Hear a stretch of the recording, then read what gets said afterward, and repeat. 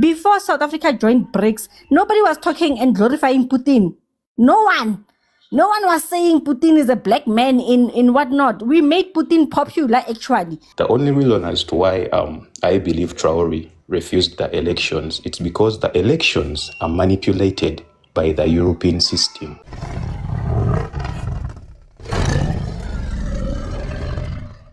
Burkina Faso has had multiple coups since 1960. I don't know what. You know, it's a country that has always governed based on coup. They're not going to get a democracy anytime soon. Traore is Traore now. Tomorrow there's going to be another one who's going to dethrone him based on the same way that he got his country. We are busy saying, yeah, Russia is a good way. Russia is arming Burkina Faso. Yes, Russia is arming Burkina Faso for those very same arms to be used against removing Burkina Traore. They are arming yourself. It's like giving a thief money, hoping that that thief will not use it to go steal somewhere or get a better equipment to go steal. We are busy funding a country that will use those arms to turn against itself. Right? Russia currently, there's an Islamic war, They are currently fighting terrorists within Burkina Faso, within Burkina Faso. But then Traore is not addressing those things. It's too soon. Now I say I'm wishing them all the best. I will not praise him yet because he hasn't shown that he can lead a country out of the challenges that country is currently facing. They hasn't been shown, and I cannot praise him because he got in via a coup. But the thing is, there've been many others before him that also got power by a coup that maybe Burkina Faso people were praising before him. So he's just another coup leader for me. For me, he's just another coup leader who's yet to praise himself. I will never give him praises, guys, until he's shown and proven that he is for Burkina Faso people. So far, nope. The only thing that has given glory, that has been glorifying him, is the media. But the proof is in the pudding, and I wish him all the best. And I sincerely hope that he is doing this for the goodness of Burkina Faso, for the goodness of Burkina Faso's people, and not for his own personal needs. Because of right now, there's somebody, a young child, looking at him saying, if Traore can do it, I can also do it. So the same way he got in is the same way that they'll remove him. That country will never see peace or democracy or elections. I'm telling you guys now. I'm telling you guys now, there's never going to be an election there that's electing, because of that country is built on coup after coup after coup. Every 2 seconds is a coup. So it's too early for us to judge him as a leader. It's too early to judge where Burkina Faso is going to go. Like I said, there's so much political instability. It only takes someone else to find the different rival coup to dethrone Traore, because of like Kedman said, they have now set a precedent that if they want stability in the country, if they want a regime change, they must do it through a coup. So people that will take advantage, America can take advantage and just fight and find someone else that will take down Traore. Do you understand? So we cannot say that at this point we should look at Burkina Faso as a blueprint and apply it. Guys, you've not witnessed the coup. You don't know the hardships of a coup, the injustices, human rights violations that happened during the coup. I will never, guys, aspire, in as much as South Africa is bad, I will never aspire for South Africa to go that route ever. Because of, like Maboso said, if you traveled within Africa, you can see, guys, it's easy, the shame that the coup brings within the country, and to recover from that, it will take hundreds of years and years and years and years. We're seeing it here in Zimbabwe. Zimbabwe had a coup. The generals then ascended to be parliamentarians and something else, and now they cannot get out of that mentality, and that is why Mnangagwa whips them to submission, because of the coup mentality. So you cannot build a country based on that. You can never build a country based on that. Him cancelling the elections in 2029 is just a sign and a red flag on Traore's side, unfortunately. That is the number one red flag, and there's more that's yet to come. All we have to do is wait. For me, he's just another coup leader that Burkina Faso has been experiencing since 1965 or beyond. I'll rest there, Rasta. Where are you from? I'm from Kampala, Uganda. No problem. So is Putin a black man is putting a black man in a white skin? Is unity possible? And what do you think about the Sahel region? Yes. In response to that, Putin is a black man in a white skin, that I believe. The reason as to why I say that right now, there is a war with Iran. Thank you. Well, there is a war that is happening in Iran right now, the genocide in Gaza. When you look at all those wars, plus the war that is happening in Ukraine, in all those wars, Putin is supporting the right side to me.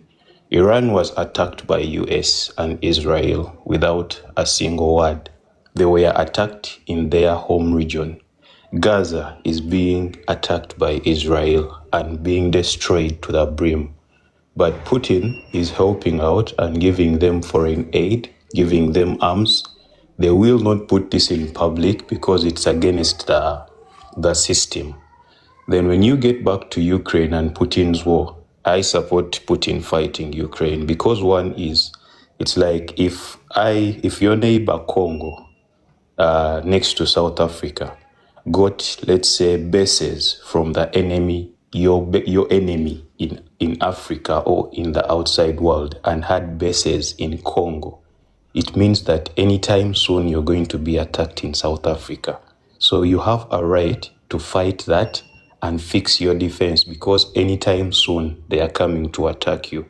That's basically how the Ukraine war and the Putin war started, because they have treaties from way back, treaties that say you're not going to join the UN, you're not going to join these programs, because those programs are dangerous to our environment. Those programs are dangerous to our culture. So literally, he's safeguarding the culture of his region. And some people see it as a bad thing, but I see that as a good thing. Then when it comes to Traore is a good person. I support him. Yes, he went through power. He got power through a coup, but that's basically how most of the things happen in Africa. The only reason as to why I believe Traore refused the elections, it's because the elections are manipulated by the European system.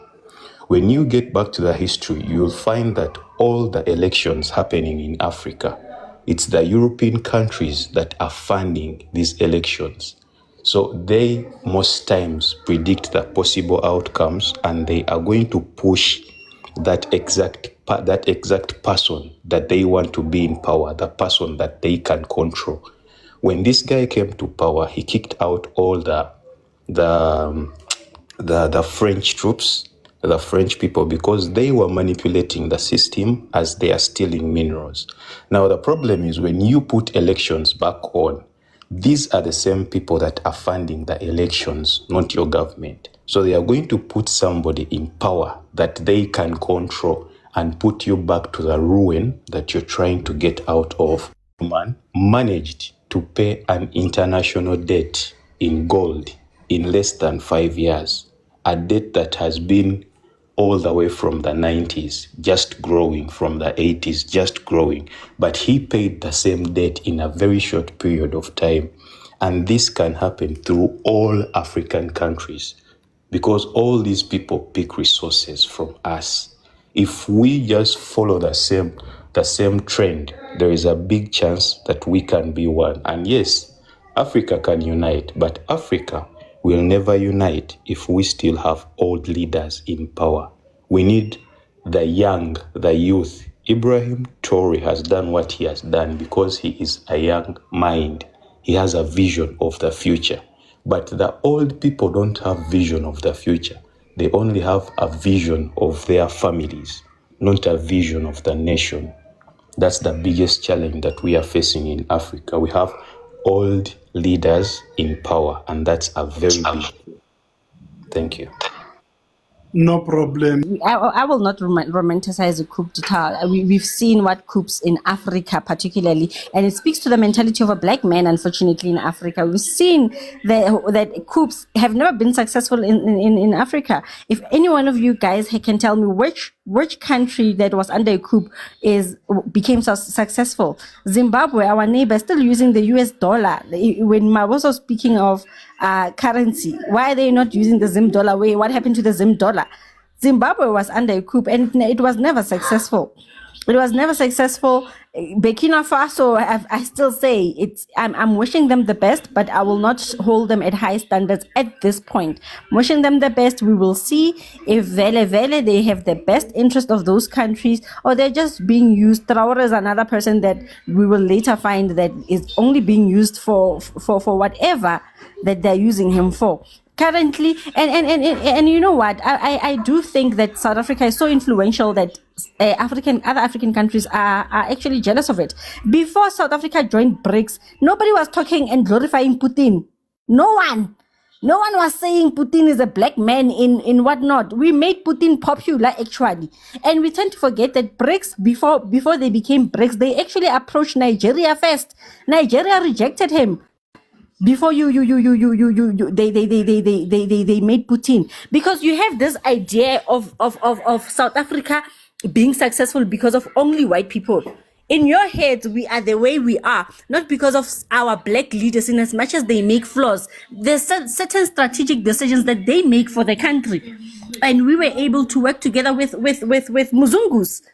You look at us and you already automatically think that you look at us and automatically you think that it's Muzungu that got us to be the way it is. It is us being part. It's Brics that's making us the way it is. No, Brics came to us because of South Africa. It found South Africa already developing and going forward. Before you guys, before we joined Brics, nobody was talking about Putin, guys. Let's be honest. No country was talking about Putin. You look at South Africa, you now see South Africa being part of Brics, working with Russia. All of a sudden, everybody now is talking about Putin. Putin the savior, Putin this. It's populist politics. Nobody's talking how Nigeria rejected Putin. Nobody's talking about that. So we have to be realistic to say that people look at South Africa. The reason why you have people like Kampala in the comments saying that we are still colonized is because you have it in your head that South Africa is the way it is because of the white people only. You're not giving credit to South African black men who actually transformed this. You still think that we are using Muzungu's infrastructure as if your countries were not colonized. If you guys think that Muzungu did so much work here in South Africa, we should be seeing from your country because they left you guys with infrastructure yourself. What did you do with those infrastructure in your countries? So give credit where credit is due. Your countries were colonized. You kicked out Muzungu. Muzungu left you guys with infrastructure there. What did you guys do? You come here with the aim of disrespecting South African men, South African black men for that matter. You want to disrespect them and say that we are still colonized. You don't want to take accountability that Mabos was actually talking about as Africans, to say that when are you guys going to take accountability? Most of African countries have had their independence for years, and when Muzungus left, they left you guys with infrastructure that you destroyed. And then you look at South Africa, just because of we have Muzungus, you're saying we still colonized. Why? Is that not jealousy? No, I'll give you 5 minutes, I'm landing. Is that not jealousy from your part and not wanting to give us credit? To say that, you know what, we can learn from South Africa. But what do you guys want to do? You want to actually villainize us, hate us. Because of that makes you feel good about yourself and the decisions that your black leaders continuously make. You want to feel inferior just because of your black leaders are failing your countries. Again, Traore, we wish you all the best. You are not and Putin will never be a black man. Will never. He's a Muzungu with Muzungu agendas. Only time can tell. Wish them all the best. But for me, for now, Traore is just another coup leader, like every other coup leader that Burkina Faso has experienced. wish him all the best, and hopefully he will turn that country around. But as for comments like South Africa is still colonized, let's start thinking. Let's put our critical minds in place here and give South Africa credit where credit is due. Thank you. Yeah, no, Hosea. Yeah, good, man. Look, man, now I'm all about facts and reality on the ground, not the social media populism of politics. So the truth is, uh, deep inside, I'm very, very proud of these three countries. I wish them the best. I hope the things people say about them is true.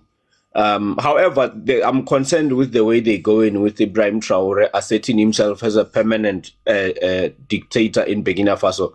Same with Assimi Goïta as well. So we can only wish the best, man, and hope for the future to see.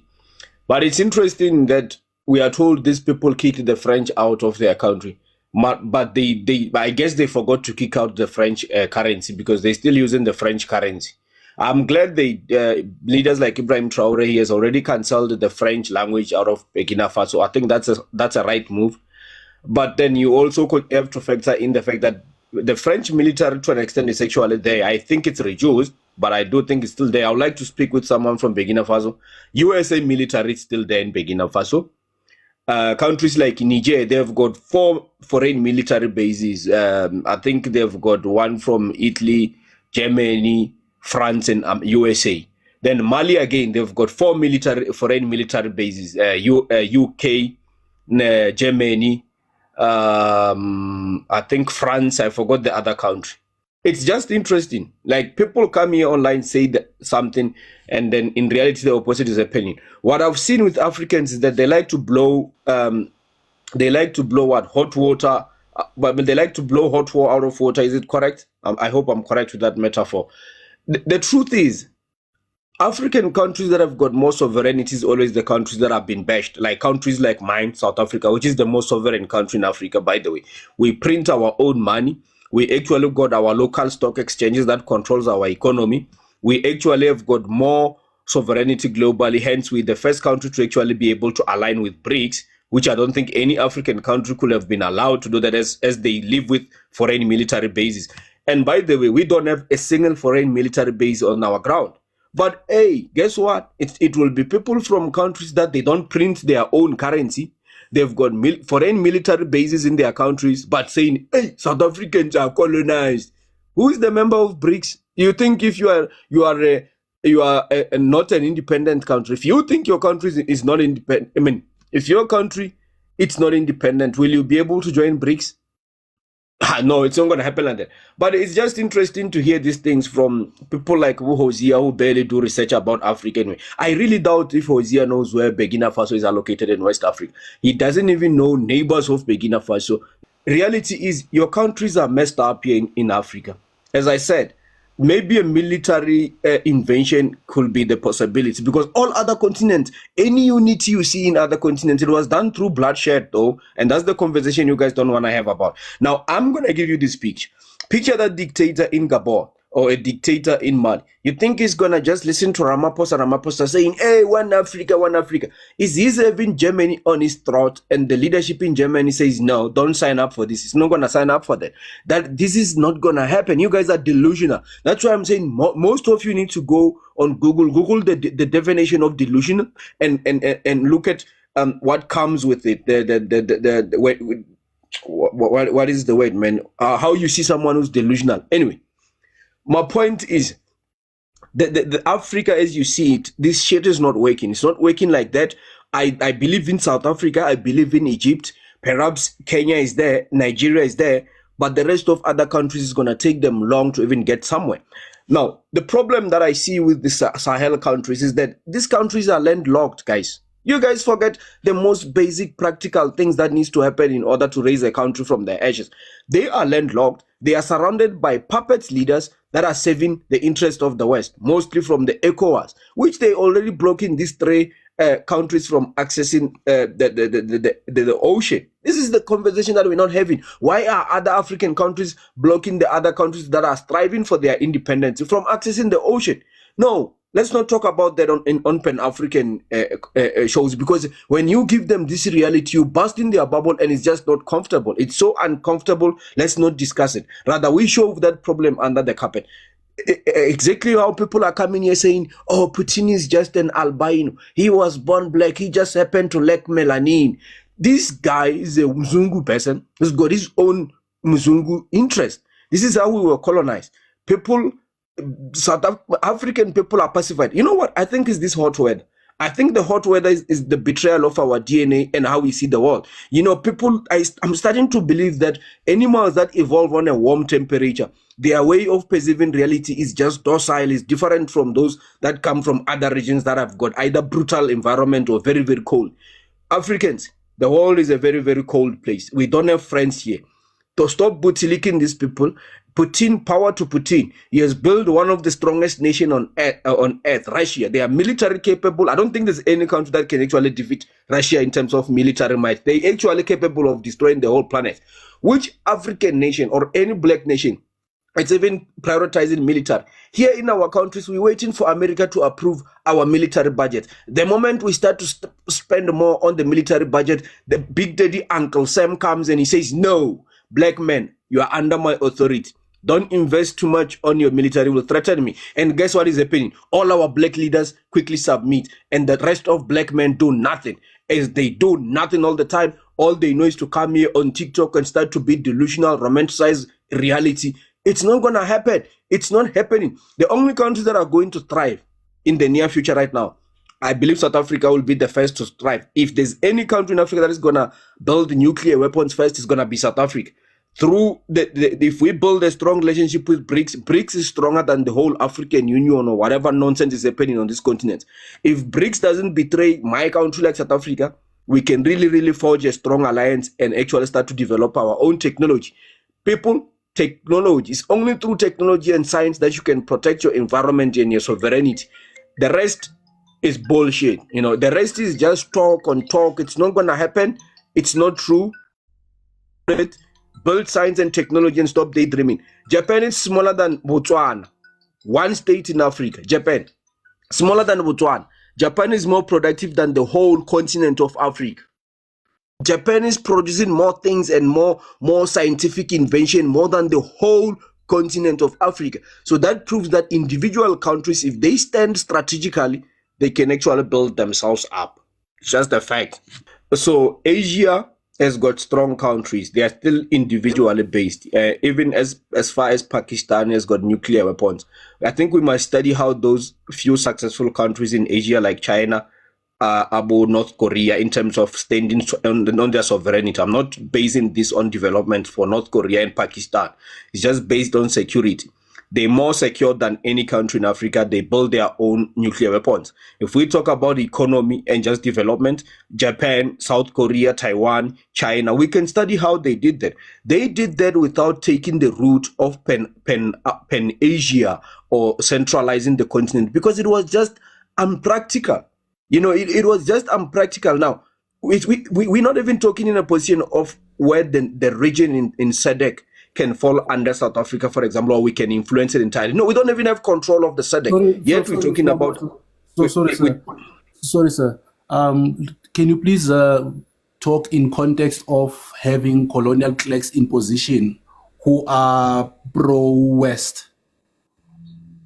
Yeah, but colonial clerks are the issue that we brought to ourselves. They exist because we have created an environment that allows that to exist. Perhaps in Asia, they fought on those. They started to fight on those and put their own people who have got sovereignty and interest of their people. Why are we having colonial clerks in Africa? Because we as African people collectively, we have allowed it. Perhaps we should be going to the drawing board and talking about why do we have people representing colonial interest? What I hear with us Africans is that we enjoy blaming the colonizers. The question is not why the colonizers are here colonizing us. The question is why have we been given them that access? Why have we created an environment where they can colonize us? And once we start to attack it from that point, you will see that the solution is not far away from us. But again, excuses are better than taking accountability. Remember, I would rather have excuses than taking accountability, because accountability means you have to be strategic. You have to actually do the groundwork. You have to sacrifice your life, sometimes your blood, and pass it to generations or to your colleagues who are going to take the struggle. I think we're afraid to do that. Then we have to always say the colonizers are having us by choke. But they're having us by choke because we allowed them. Asia was colonized. South America is still colonized to an extent, but they're pushing back better than Africa. Asia, I think at this point, they are more fully independent than African countries, considering China and India are more sovereign powerhouses that are competing globally. Why are we still making excuses about colonizers? Because we're not ready to go into details to how we're going to emancipate ourselves without excuses. Okay, Mr. Maboso, without the coup d'etat, how do you suggest we fight the colonial clerks? The coup d'etats can be form of something that can be used to liberate people. I mean, many countries in Asia, including Russia, they had coup d'etats in the past and they are successful. I think that's why I support Mali, Niger, and Burkina Faso to an extent. I don't put my whole support on that because coup d'etats have got history of failing in Africa. But it's a method that can be used to liberate countries. You can use any sort of method that can liberate our people. If now Burkina Faso is building a strong ties with Russia to strengthen themselves, power to Burkina Faso. What I'm against is the level of exaggeration that we see with our people, which is populism of digital spaces politics. Let's dive into details and analyze these things and find out what is really going on. And I think that's my argument. My argument is to say we take these things from the face, from the front of the face. We don't really go inside and look at and analyze these countries. As I said, Burkina Faso that Hosea talks about, it's still using French currency. They still have got foreign military bases. Why are we romanticizing these things? Then we are setting up the young leader that has got vision, and we putting higher expectations on him, while reality is Burkina Faso is far away from being a sovereign state. That's just the reality of it. It's not Traore who created that environment. I think the guy is fighting back. He's fighting the right fight. But let's not over-exaggerate the current situation in Burkina Faso. Burkina Faso is far away from being a sovereign state.